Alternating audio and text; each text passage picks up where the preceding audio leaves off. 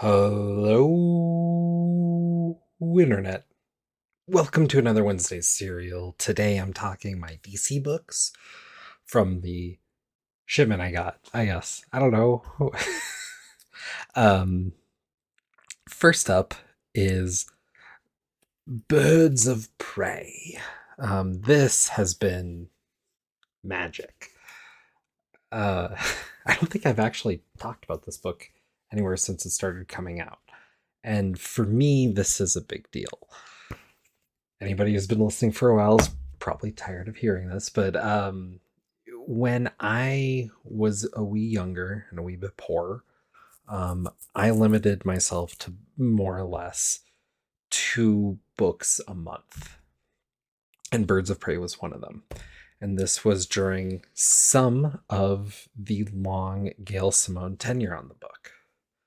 And that's how I know Birds of Prey. I've gone back and I've read earlier stuff with Dixon, um, read other creators as it's come through the years, and have a pretty good feeling. It's a book that I've let myself drop a couple times because it was so far from anything I wanted it to be.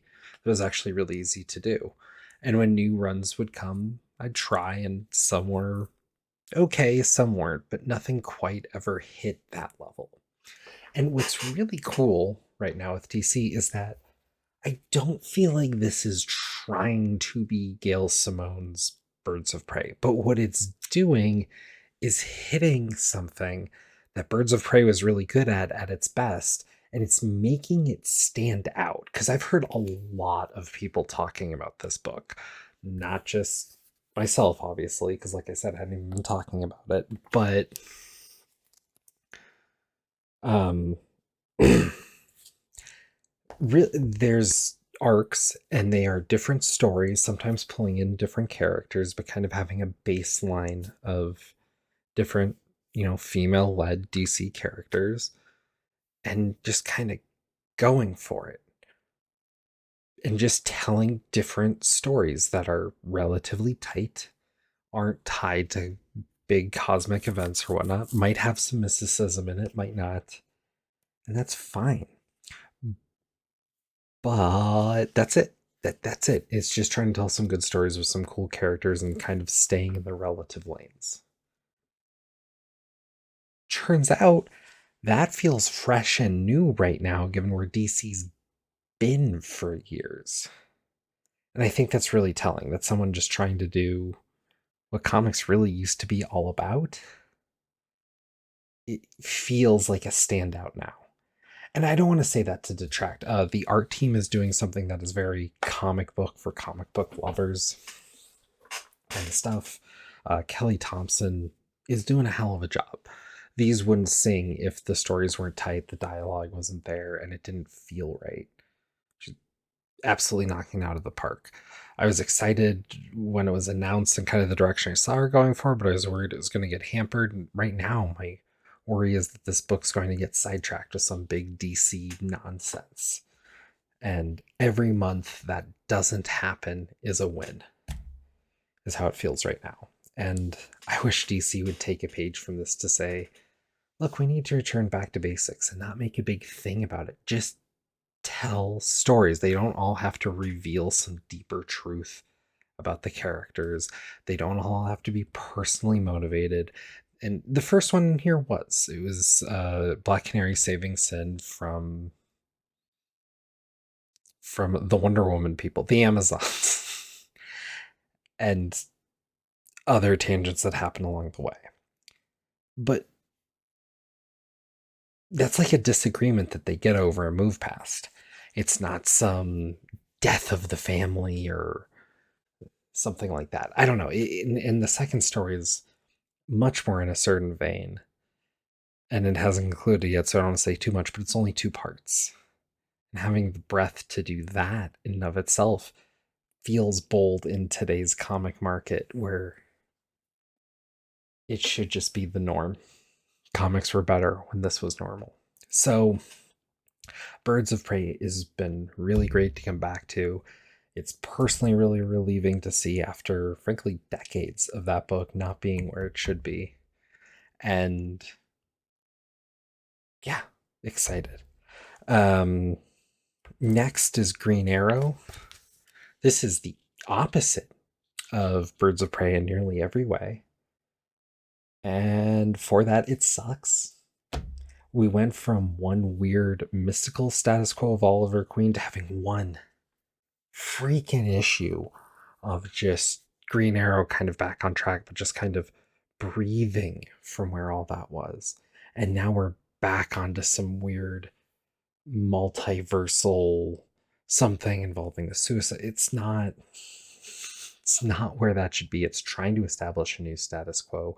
Stop with all the whole point of a status quo is to have a sense of normalcy to bounce from and back to so that you can tell stories from a certain point and know what people are expecting with the character to have any sense of difference or whatnot.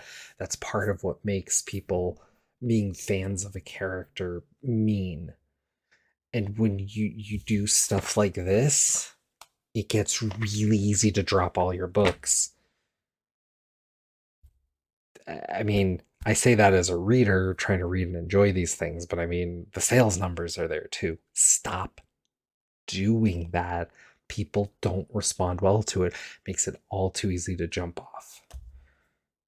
And that's not the main reason to do it. The main reason you should do it is because it doesn't make for good storytelling. There's no through line, there's no meaning from one issue to the next. You're just jumping. Whereas this is jumping from one story to the next. They have a status quo so that the smaller moments in between build up to mean something. And then you can do something with those characters. That's why all these characters mean stuff to people in the first place. The storytelling beats. Okay. Green Lantern is kind of between these two right now, I guess.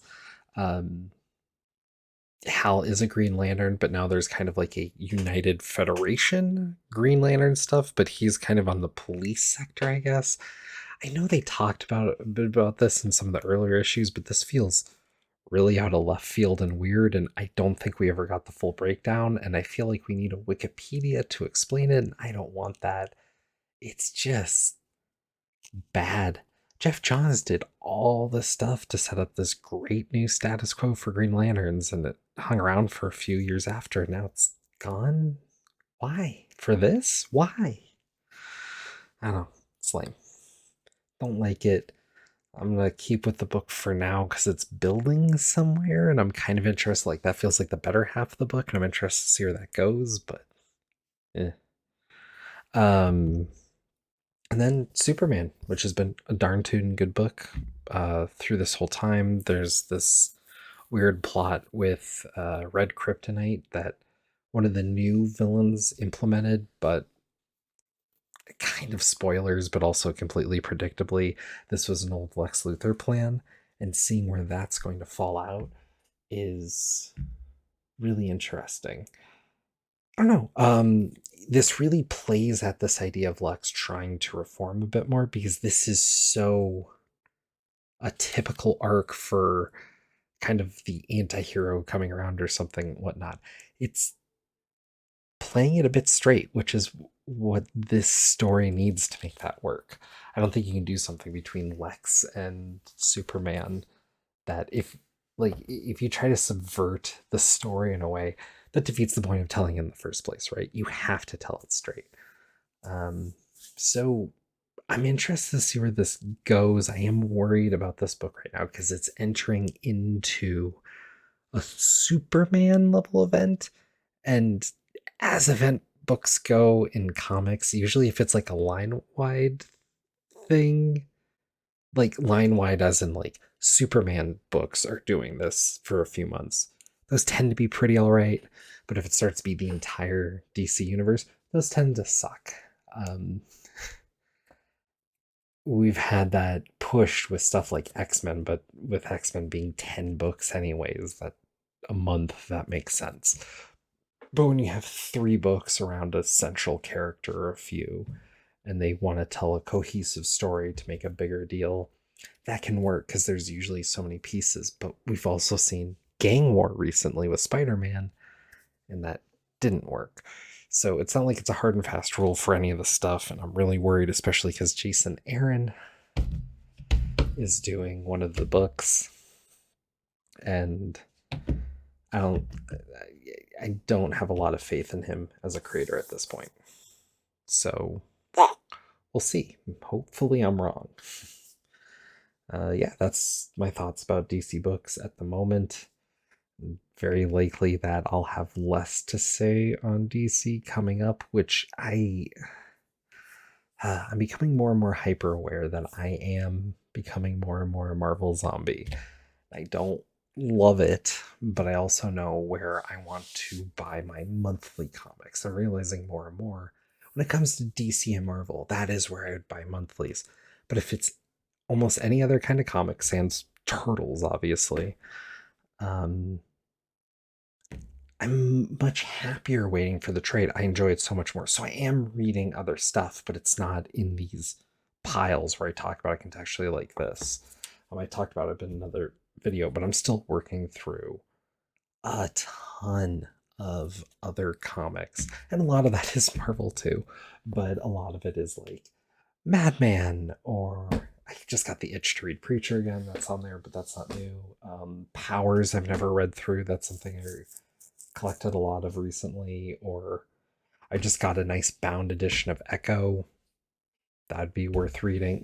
It's a lot of stuff like that. And I know that's not on the cutting edge or anything, but that's where that outlet's been going. I've been happier there. So, cheers. Talk to you soon. And yeah, more comic thoughts and whatnot. Another thing, if you've made it this far in the video, especially, I'd be really curious to hear. I've been doing some of these videos have been coming out, and I've been getting at least a handful of comments, and for YouTube numbers compared to YouTube numbers, terrible, but compared to my podcast, it's been interesting to see that I get it's seemingly more reception back here on YouTube. And I'd be curious, would you guys be interested to hear me talk about video games and or have other random thoughts? I know I haven't posted the podcast on the YouTube channel. I've been posting links to it. I might not in this doobly doo thing because I've posted all the other ones. But try to think. I've talked about comics on there. I've talked about video games on there. A few random thoughts about media and kind of more industry focused stuff, which I don't love doing, but sometimes I just need to get that out. But also, like, I found out a bit about Goodbye Moon and why that was such a incredible work of art for its time, even though it is this odd children's book. The fact that it was an odd children's book and not this thing with a giant moral and whatnot was a big deal. And so I talked a bit about that and pointed to a couple of the breakdowns that I had read through. Would you guys be curious about my YouTube channel being a bit more of a shotgun spread? Or is that something that nobody would care about just because maybe it makes more sense for me to flip on the camera and do that here than trying to move that to a podcast format? I thought maybe the podcast thing would work since it's mostly just me talking. But yeah, I don't know.